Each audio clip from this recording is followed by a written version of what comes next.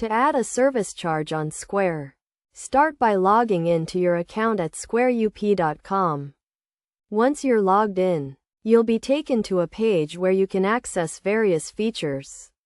If you don't have an account, creating one is a straightforward process.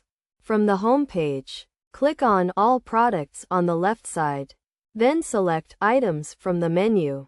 Although it's not necessary to be on the Items page, it's where you'll find the Service Library button, which is typically the third button. Clicking on this will allow you to create a new service by clicking the blue button. When creating a service, you'll be prompted to select the requisite options and enter a price, which is how you'll charge for your service. You can also add a duration and other details, and even include a picture to provide clarity on what your service entails. Filling out this information is a simple process.